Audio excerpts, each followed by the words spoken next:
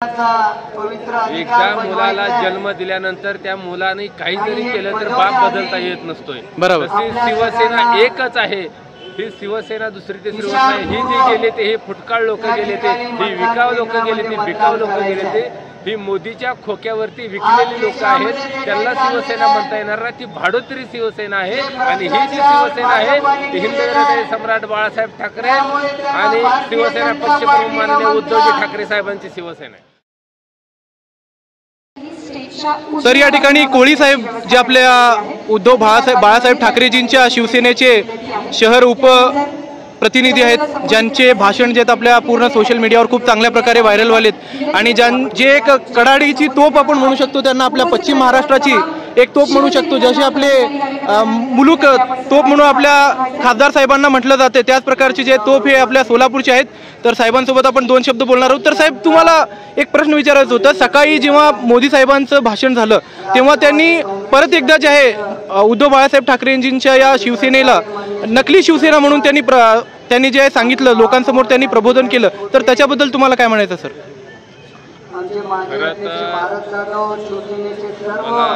मी नरेंद्र मोदी साहेबांवर बोलण्या एवढा मोठा नाही, परंतु शिवसेनेवर ज्या वेळेस कोणी बोलेल त्यावेळेस त्याला प्रत्युत्तर देणं माझं काम, माझी जबाबदारी आहे। त्यांना मला सांगायचं आहे, एकदा मुलाला जन्म दिल्यानंतर त्या मुलाने काही जरी केलं तर बाप बदलता येत नसतोय। बरोबर। शिवसेना एकच आहे, ही शिवसेना दुसरी तिसरी नाही। ही जी गेले ते हे फुटकाळ लोक गेले, ते ही विकाऊ लोक गेले, ते बिकाऊ लोक गेले, ते ही मोदीच्या खोक्यावरती विकलेली लोक आहेत।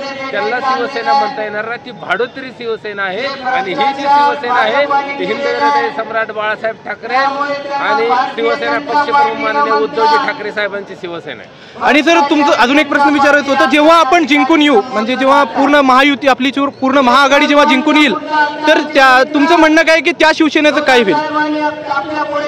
यामध्ये आता ती शिवसेनाच नाही, ती भाडोत्री लोक आहेत, ती खोकेवाली शिवसेना आहे, ही मर्दाची शिवसेना, वाघाची शिवसेना आहे।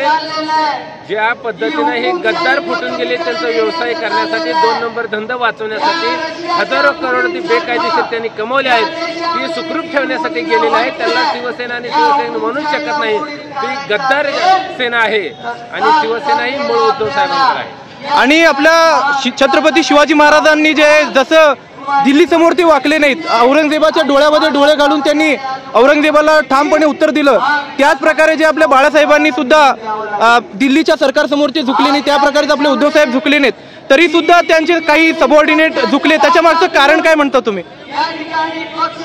मोदी सरकारनं, अमित शहा आणि फडणवीसांनी सरकारचा गैरफायदा घेऊन बेकायदेशीर सरकारच्या कायद्याचा गैरवापर केला। ED, CBI, income tax, police यंत्रणेच्या माध्यमातून लोकांना दुसऱ्या पक्षातून फोडून त्यांच्या पक्षात घेतलं। भले मग त्यांनी हजारो कोटी जर भ्रष्टाचार केला असेल तरी ती भाजपला चालतोय, परंतु या माध्यमातून या भाजप सरकारला मला बजावून सांगायचं आहे, आज जरी सरकार तुमचं असलं आणि या सगळ्या अधिकाऱ्यांना, सगळ्या खात्यातल्या अधिकाऱ्यांना उद्या येणारं सरकार हे उद्धव ठाकरे साहेबांचं महाराष्ट्रात असेल, त्यावेळेस अधिकाऱ्यांनो आपण किती चुकीची कामं केली ते याची भरपाई तुम्हाला द्यावं लागेल। धन्यवाद सर, खूप चांगल्या प्रकारे बोललात तुम्ही, खूप खूप धन्यवाद। तर खूप चांगल्या प्रकारे साहेबांनी जे आपल्याला या ठिकाणी उत्तर दिलेलं आहे, आपले HM बागवान साहेबांनी जे आपल्याला मदत केली त्यांच्यासोबत बोलण्याकरिता। आणि आता थोड्याच वेळामध्ये जे आहे आपल्या महाराष्ट्राची शान असलेले उद्धव बाळासाहेब ठाकरेजी या ठिकाणी येणार आहेत आणि खूप सुंदर प्रकारे जे या ठिकाणी सोलापूरच्या लोकांना त्यांनी प्रबोधन करणार आहेत। धन्यवाद।